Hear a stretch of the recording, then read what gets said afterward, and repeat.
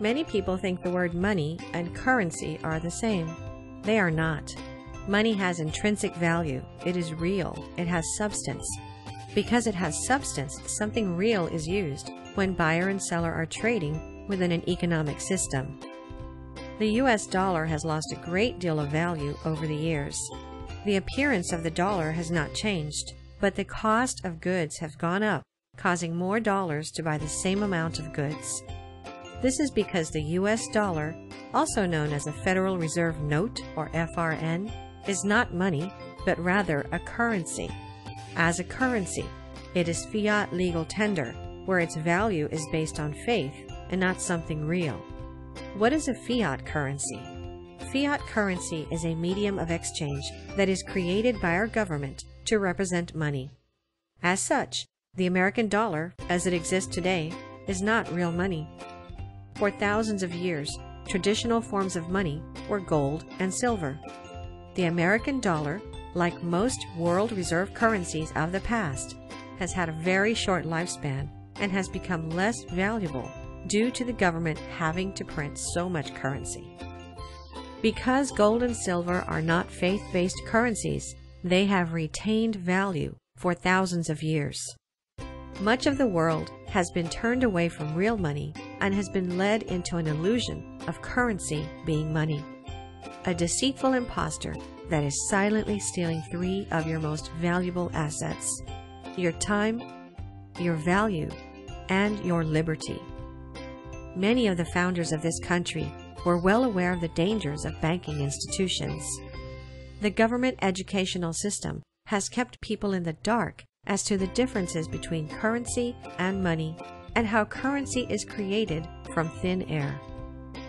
Contained in this presentation is an explanation about the good, bad, and ugly of what our future holds for us. The world is teetering on a period of financial chaos that will likely be the greatest the world has ever realized. Crisis often brings opportunity, and the wealth transfer that will take place during the next few years will likely be the greatest wealth transfer in history. Because currency markets do not have a foundation in substance, the elite rich people make the laws to benefit themselves.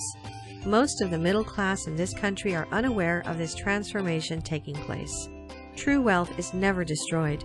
It is transferred from those who are unaware of the financial chaos to those who have educated themselves in current events. This is what leads to opportunity for some and disaster for others. The good news is, all one needs to turn a crisis into an opportunity is to educate yourself. Becoming knowledgeable of current financial events could lead to a profitable financial future. Educating yourself on the history of money and how money is created gives one the ability to make decisions on how to preserve wealth and how the global economy works. As elements of the earth, gold and silver are finite. It's limited in quantity. Governments and their central banks attempt to control the value of gold by manipulating its value with fiat currencies. Eventually, governments lose control of the value of their fiat and gold gains prominence recognized as money, establishing its true physical value in the market. Governments cannot print gold and silver. Over the last 5,000 years, gold, silver, and other assets have maintained their true purchasing power when they are not being manipulated with fiat paper currencies. There have been thousands of fiat currencies. None have been able to retain their value for an extended period of time. Fiat currencies created by governments are not backed by gold, silver, or other assets and have eventually become worthless. The failure rate is at 100%. Fiat currency exists at the dictate or by fiat from government policies. Central banks crank out paper, hoping people continue to have faith in its value. The governments give the fiat legal tender status, which makes the currency official in the minds of its citizens. Bottom line is, it is just worthless paper with no intrinsic value. When Janet Yellen at the Federal Reserve gives it the special sign, and the Federal Reserve have their ritualistic Federal Open Market Committee meetings, their fiat currency suddenly becomes money without having any intrinsic value. If you look at what's really going on, it's a confidence game. Another way of saying a con game. It only has value because the Fed claims it has value and people believe in the Fed. The more they print, the more they make in interest, which is why the value is constantly decreasing. This is better known as inflation. The Federal Reserve is very forthright about what they're doing. If you read their website, they'll tell you it's a confidence game. The Fed will readily admit there is no intrinsic value in their money. They'll tell you that they print it backed by faith and credit. These facts are not hidden. Because people have not been educated about the mechanics of money, and you tell them the currency they use as money has nothing behind it other than faith and credit, they will think you are a conspiracy nut wearing a tinfoil hat. The US dollar, also known as an FRN, is an example of a fiat currency reaching world reserve status.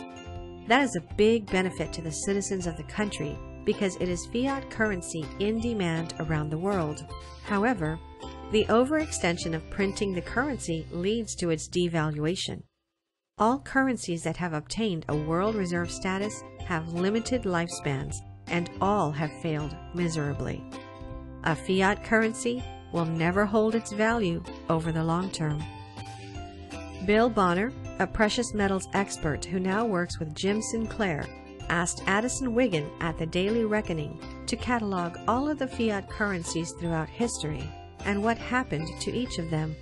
The result was that all fiat currencies that started with the letter A went to zero.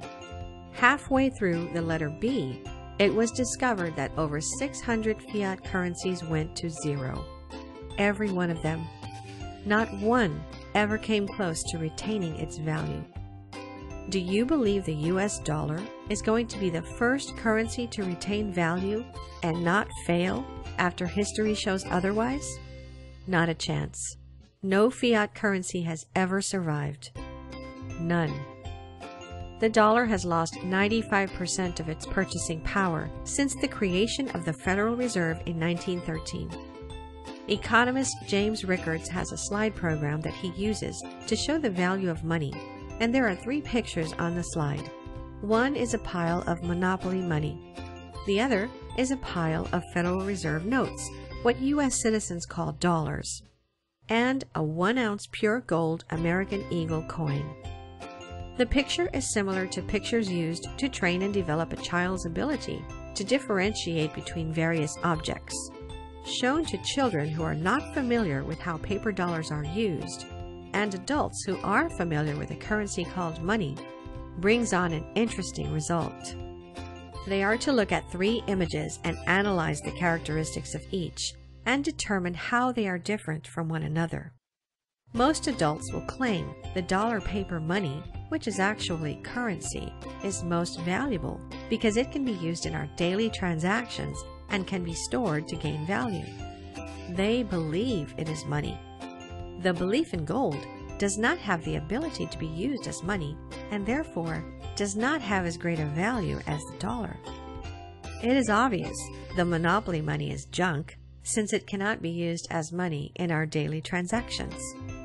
When the children look at the images, they say the gold coin is not like the others because the other 2 are just piles of paper and the gold coin has substance and is clearly something different. What we use in our daily transactions and makes our world function right now are paper notes based on debt and digits running through computers. This is where we are storing our value. We do not ask where it comes from and how it obtains value, making it nothing more than a big story built on illusory beliefs. None of it's real. It's all just promises. Before we had money, there was barter. Substance for substance. I'll give you 4 chickens, and you give me 1 gallon of milk because that's kind of a fair exchange on chickens and milk in the buyer and seller's mind.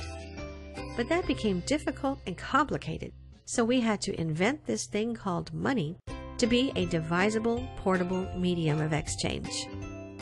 Initially, money was something of substance, which is where the precious metals of gold and silver played a role in representing value for value in daily transactions.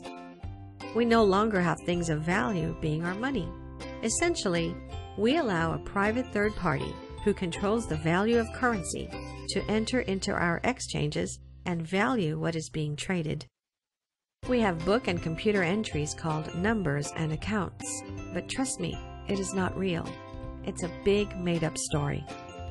One of the biggest make-believe stories recently created by the currency gurus is something called quantitative easing, or QE, which sounds complex, but it's really just a smoke and mirrors term for currency creation.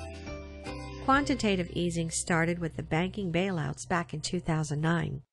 No one had any idea that such a term existed prior to this time. This QE currency was created out of thin air and then given to the banks, who paid themselves record bonuses in reward for crashing the world economy.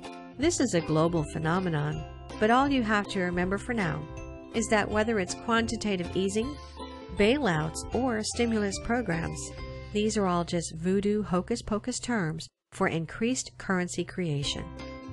Every government central bank on the planet is doing this insane deficit spending, expanding their currency supplies with fiat debt notes, doing bailouts. It has now reached the point of there being bail-ins and negative interest rates where people are being charged to have currency in a bank.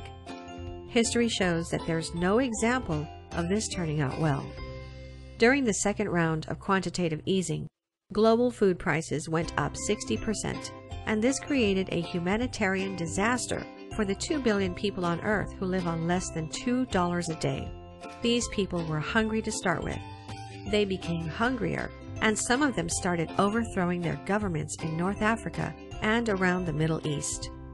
The United States had yet to be affected, but its debt and the value of the dollar continued to decline.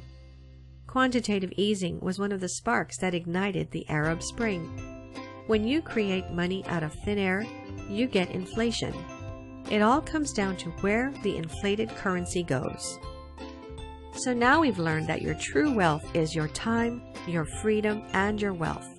This is what the founders of America meant when they created this country's original document, the Declaration of Independence.